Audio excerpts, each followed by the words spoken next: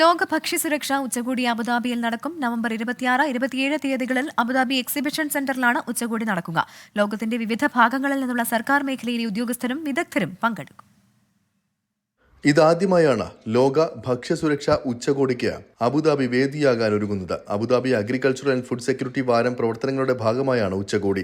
UAE vice പ്രസിഡന്റും ഉപപ്രധാനമന്ത്രിയും presidential court ചെയർമാനും Abu Dhabi agricultural and food safety authority director board ചെയർമാനുമായ Sheikh Mansour bin Zayed Al നഹ്യാന്റെ മേൽനോട്ടത്തിൽ നവംബർ 26, 27 തീയതികളിൽ അബുദാബി എക്സിബിഷൻ സെന്ററിലാണ് ഉച്ചകോടി നടക്കുക.